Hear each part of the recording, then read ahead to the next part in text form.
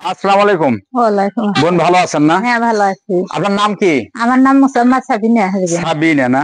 তো হ্যাঁ, এই জায়গাটার নাম দিনাজপুর ডিস্ট্রিক্ট, হ্যাঁ, ঘোড়াঘাট থানা, হ্যাঁ, ছয়ঘট্টি মৌজা, তাই ছয়ঘটি না? মৌজা। আমি হ্যাঁ, যেটা জানি। আচ্ছা, যাই হোক। তা আপনার এই যে কয়েকটা গরু দেখতেছি, আপনার গরু এত কম কে? আমার সমস্যা ছিল, ওই কারণে আমি বিক্রি করছি, বিক্রি করে ওই সমস্যাটা মিটাইছি। মিটার পর আমার হ্যাঁ। এই গরু 5টা গরু এখন না, আমি বর্তমানে আছে। শুনছি যে আপনারা গরু বেশি পালেন, সেই জন্য হ্যাঁ, প্রশ্ন করলাম যে গরু এখন কম কেন? সমস্যার কারণে আমার বিক্রি করা হয়েছে। তো এই যে গরুগুলো আপনারা কতদিন ধরে পালেন? এই গরু আমরা 15-16 বছর থেকে পালি। আচ্ছা, সেই গরুগুলো কোন কোন জাতের গরু ছিল?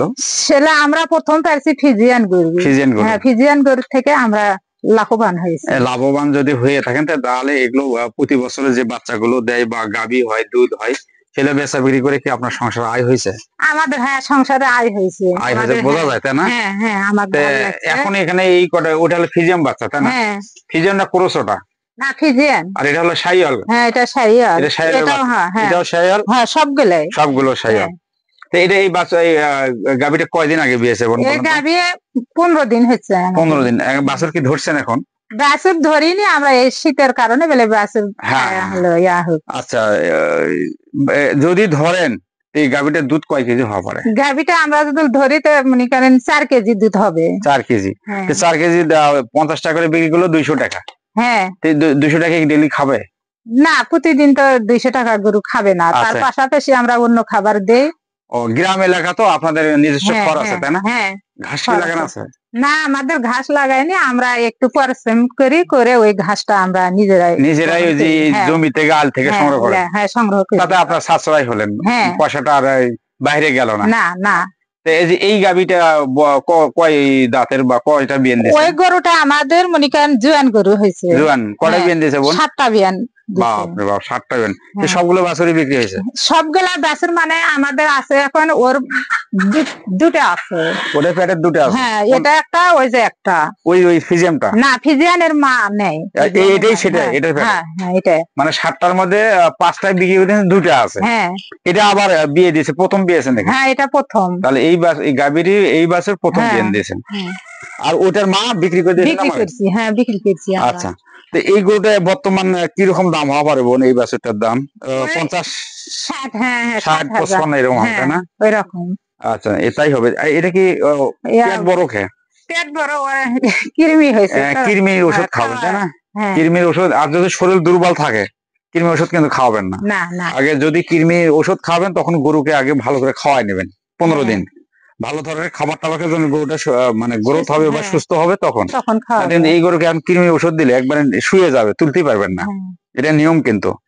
আর কৃমির পরে কি কি খাওয়াবেন সেটা নিয়ম জানা আছে? কৃমির পর ওকে ভিটামিন খাওয়াতে হবে। লেবার টনিক আছে, হ্যাঁ, জিঙ্ক আছে, তাই না? হ্যাঁ, এই জিনিসগুলো খাওয়াবেন নিয়ম অনুযায়ী, তাহলে গরুটা কিন্তু সুস্বাস্থ্য হয়ে যাবে। হ্যাঁ, তো এখন কথা হচ্ছে, যেহেতু গরু অল্প, প্রশ্নও অল্প, তারপরও আমি খুশি হলাম যে আপনারা সংসারের পাশাপাশি যে এই গরু লালন পালন এতদিন ধরে করে আসতেছেন। হ্যাঁ, এটা আমি খুবই খুশি, কারণ যারা কর্মমুখী না, এই লোকগুলোর সাথে আমার পত্তা হয় না। হ্যাঁ। এই লোকগুলোর সাথে আমার পত্তা হয় না।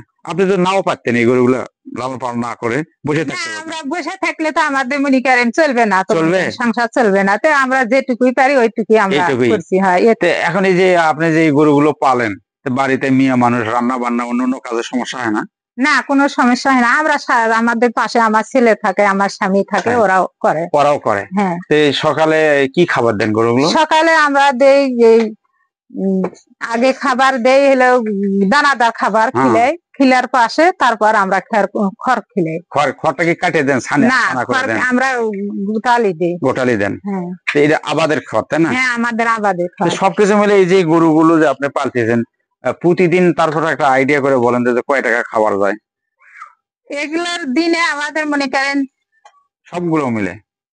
তি- না, 300 টাকা মনে করেন। 300 টাকা সবকিছু মিলে, বাড়ির খরচ হলে হিসেবের হ্যাঁ, বাইরে। হ্যাঁ, না ওগুলা তো আমরা তো ধরি যাই না। হোক, দানাদার খাবার। আর সুদর্শন শুনলেন যে গ্রাম্য পরিবেশে গরু পালানোর পরেও ওনারা হয়তো একটু সেভ করে, যে এদিক সেদিক থেকে ঘাস বা খাবার সংগ্রহ করে, আর বাড়ির জমির খাবারের খড় আছে, যার জন্য ওনাদের খরচটা কম যায়। তারপরে এই গরুগুলো দানাদার খাবার পারপসে ওনারা হিসাব দিলে যে 300 টাকা প্রতিদিন যায়। এই সবকিছু মিলে এই যে 16 বছর চাকরি, মানে 16 বছর যে আপনারা এই যে গরু বাছুর লালন পালন করে কি করা সম্ভব হয়েছে? ছেলে মেয়ে মানুষ না বাড়ি ঘর না জায়গা জমি? ছেলে মেয়ে মানুষ আর অল্প হচ্ছে, আর হইলো মনে করেন আমরা কিছু জায়গা জায়গা জমি হ্যাঁ, করা হয়েছে হ্যাঁ, গরুর থেকে। হ্যাঁ। তো এখন আপনার সামনে স্বপ্ন কি? এই গরু লালন পালনের স্বপ্ন আছে বা হ্যাঁ, বড় না, করার ইচ্ছা আমরা আছে? বড় করার ইচ্ছা আছে আমাদের, যে তাই আমরা না? আরো আমরা লাভবান যেহেতু হয়েছি, ওই জন্য আমরা আরো এগিয়ে যেতেছি। আচ্ছা, সুবিধা শুনলেন যে ওনারা গরু বছর লালন পালন করে ছেলে মেয়ে সংসারের পাশাপাশি কিন্তু জায়গা জমিও করছে। এখন আমার যে প্রশ্নের উত্তর উনি দিল যে আগামীতে আরো বড় করে খামার করবে। তো আমি কিন্তু প্রতি ভিডিওতে এই যুবক ভাই বোনদের প্রতি বা মা বোনদের প্রতি মানে বিভিন্ন ধরনের আবেদন করি। তো এই যে আপনি যেমন এই যে গরু বছর লালন পালন করে ছেলে মেয়ে মানুষ সংসারের পাশাপাশি কিছু জায়গা জমি করছেন, তাই না? হ্যাঁ, তো এই সমাজে অনেক মা বোনেরা বসে সময় অবহেলায় নষ্ট করে বা তরুণ যুবকেরা সময় নষ্ট করে। তারা কি কিছু করতে পারে না? যদিও করে তারা কিভাবে করবে? তাদের আপনারা যদি সহযোগিতা করেন তারা করতে পারবে, তারা এই ধরনের হ্যাঁ, পরামর্শ হ্যাঁ, দিয়ে, হ্যাঁ, তাই না? পারবে। যদি লোন তো করা, আমি লোনের পক্ষে নই। না, কারণ কোরআন হাদিসের ভাষায় সূরা বাকারার 275 থেকে 78 নম্বর আয়াতে বলছে যে যে ব্যক্তি সুদ ছাড়লো না, হুম, আল্লাহ রাসূল তার সাথে সে দুশমনি করলো এবং যে সুদ ছাড়লো না সে আল্লাহ তার কোনো সেজদাই কবুল করবে না। ওই জন্য আমি কোনো কিস্তি বা লোনের দিকে যাচ্ছি না। তো সেই দর্শক, এই যে আমার বোনের যে কথাটা, আপনারা টাকা সংগ্রহ করার ইচ্ছা যদি থাকে, আমি লোনের পরামর্শটা দেব না। যে কোনো উপায়ে যদি সামান্য অর্থ নিয়ে আপনারা ব্যবসা বাণিজ্যে ঝুঁকে যান, একটা বা দুটা গরু নিয়ে শুরু করেন, বা মা বোনেরা যদি হাঁস মুরগির থেকে শুরু করেন, তাহলে মনে হয় ভাগ্যের চাকরা আল্লাহ রহমত করলে ঘুরতে পারে। আমাদের কথা হলো আমরা চেষ্টা করব, কষ্ট করব, দেনে না আল্লাহ। তা আমি লোনের পক্ষে যাব না, যেহেতু সুদ বিরোধী লোক আমি। না, তো আমরা সেই ওটা দর্শক, ছোট্ট পছন্দ একটু করি। ভিডিও আমি আপনাদেরকে এই বোনের মুখে শুনে যেটা বোঝাবার চেষ্টা করলাম। সবকিছু মিলে আমাদের পরিকল্পনা করতে হবে, চেষ্টা করতে হবে, শ্রম দিতে হবে, তাহলে আমাদের ভাগ্যের উন্নয়ন ঘটবে।